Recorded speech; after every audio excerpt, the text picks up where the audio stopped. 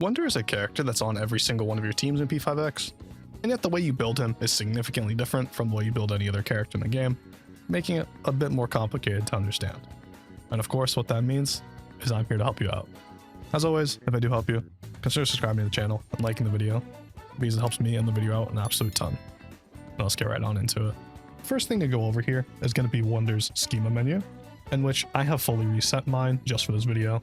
You're able to reset yours with the reset button in the bottom left if you choose to do so for just 10,000 Kampaku gems, and it will return to you all of your schema points, all of your schema points plus, and all of your super schema points. These are all acquirable in different ways, and I will go over that in just a sec.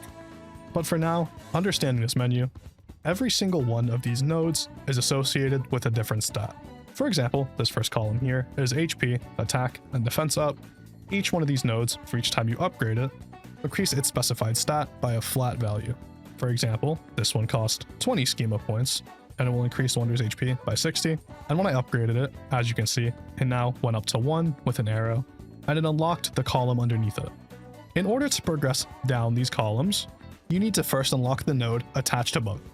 So for example, if I upgrade this attack increase, you can see I can't upgrade it again until I upgrade this HP node above it, and it unlocks the ability to do it once again. Now, all of these nodes have different stats. For example, the second column is attack up, but it's a percentage instead. Underneath that would be critical rate, and then critical damage, or crit mult, as it's called in this game. HP percent, HP recovery, which would be your healing effect. Element accuracy, defense increase, increase to shield granted, and increase element resist. Now, there's a lot of nodes here, and there's not enough schema points to get all of them. So if you wanted to know which ones to upgrade, a very baseline rule would be to upgrade column 1 and column 2 first in its entirety, getting the HP, attack, and defense boosts, along with the attack percent, crit rate, and crit multiplier boosts, in which I'm actually going to do now. And then after doing that, you can focus on these two columns on the right. But for what you want to do with these columns, it kind of depends on what you're doing with Wonder. For example, if you find yourself using Wonder as a healer a lot of the time, you might be focused on something like HP recovery up, so you might want to upgrade HP percent and then go down to HP recovery, since this would allow your Wonder to heal more. If you're someone who runs a lot of Guardian personas, let's say like Norn for example, so you're shielding a lot with Wonder, you might want to go for this node here, defense up, because right underneath it is the shield effect up node. Basically, when it comes to these two columns on the right side, it's going to come down to how you typically would play Wonder, but these two columns on the left, you would want to upgrade first. As for these four on the bottom, I did leave them out on purpose because these are different, and they all do completely different things. For example, the first one is Enhanced Thief Tactics, which increases the effects of one more highlight, melee, and long-range attacks.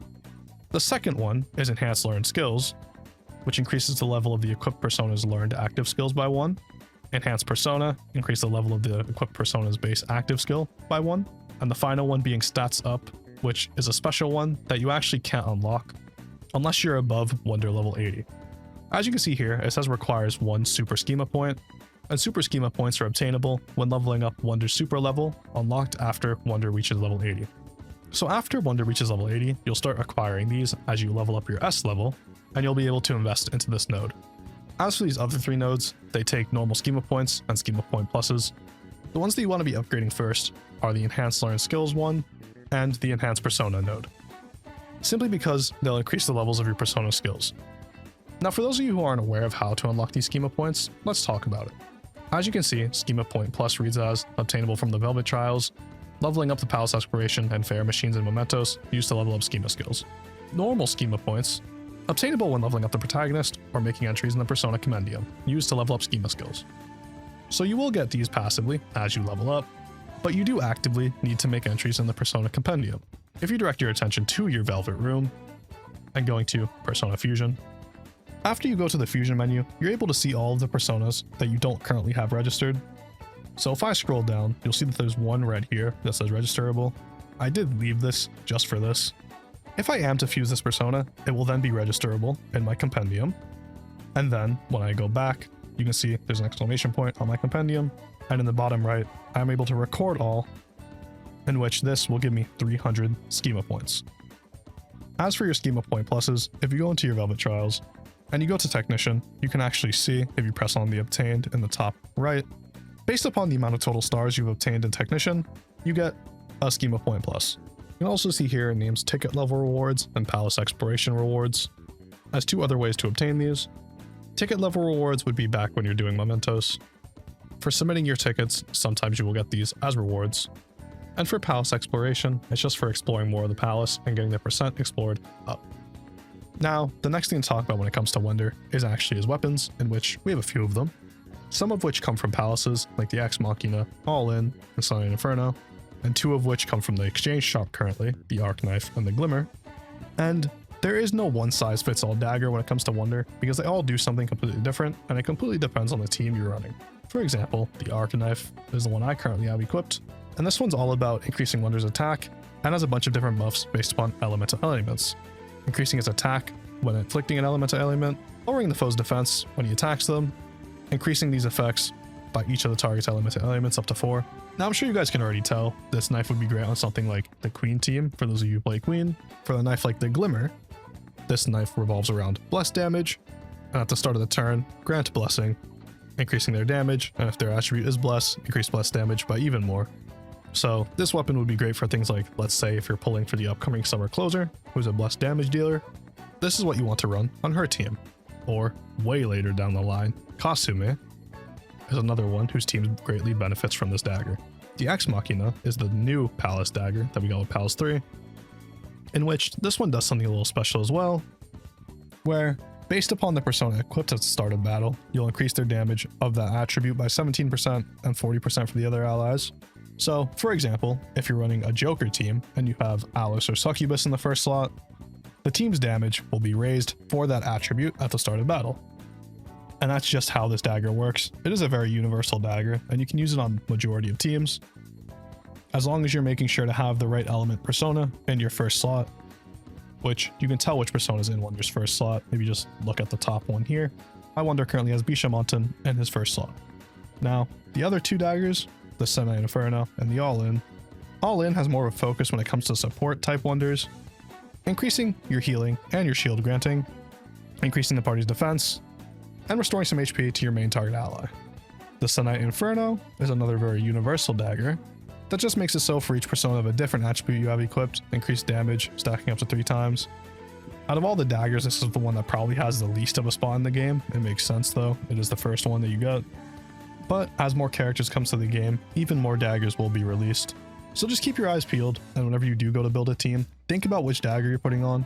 If you really wanted to set and forget it, you could just use the Ex Machina, which like I said is the Palace 3 dagger, and just make sure you have the right persona in the first slot, because you'll still get pretty consistent buffs from this dagger without really thinking much. As for the other two daggers, the Glimmer and the Arc Knife, I did mention that they're obtainable through an exchange shop, and so are their forges, so I want to show you where to get these if you're not already aware. If you go back out and you go to your phone, you go to exchange. If you direct your attention to Land of Fortune, you can see I've already obtained Arc Knife and Glimmer obviously, but I could also get their shards right here in this shop for Joy Medals. Joy Medals come out and they're obtainable through events, so whenever you see an event that pays out Joy Medals, make sure that you pay extra attention to this so you can get these weapon shards for Wonder. Now something else to consider when it comes to Wonder and teams is speed tuning. And speed is what dictates who moves first on your team.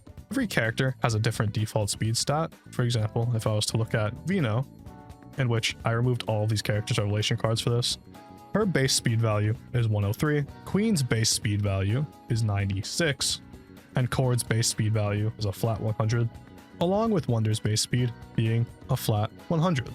And these numbers here show who's going first in your team. If you have two members that are actually of the same speed, it goes by party formation order. So if you had two people that both said second, whichever one you had in the first slot would go first. When it comes to speed tuning, you typically just want your main DPS to be going last. For example, in this case, Queen, and your debuffers and buffers to go before that so you can get the most damage out of your main DPS. Now since Wonder can't gain speed the traditional way, there has to be another way to do it. And that would be, once again, going back to the Velvet Room. If I head back into the Velvet Room, and you go to Persona Training, and I'll just use Dionysus as an example for this. If you press on Teach Skill, you click on the plus sign, and you press on the skill filter, you can filter to Special or Spec, and you'll see at the top here, Agility Master 1, 2, 3, and 4 are all in a straight line. These are how you increase Wonder's speed. If I was to hold on Agility Master 1, you can see this increases Wonder's speed by 6. if you're to hold on Agility Master 2, this increases speed by 9. And this is how you would speed tune Wonder if you decided to do so. If you click on one of these and you press OK, you can see all of the different seals that you can use to attempt to roll for this skill. Now, the reason I say attempt is because, as it says here, randomly obtain one of the following skills. So I can acquire either Agi, Battle Acumen 1, or Agility Master 1 from this Unmorokai seal. So it is a % chance, but if you were to get Agility Master 1, which I'm going to roll for now, I didn't get it. There we go. And I go to change skills, and I put this on my Dionysus. If I go back to my Wonder, you'll see that his speed is actually still the exact same. It's still 100. But if I go to the personas, I switch Dionysus to the first slot, Wonder's speed will go up to 106. And when you go back to the teams, Wonder will now be moving first. But as a baseline, when it comes to things like this, you really just want your main debuffers and buffers going first, and your main DPS going last. And that's your guide to Wonder's weapons, skills, and speed. As always, if it did help you out, consider subscribing to the channel because it really does help me out a ton. That's gonna be all from me. I'm out. Peace.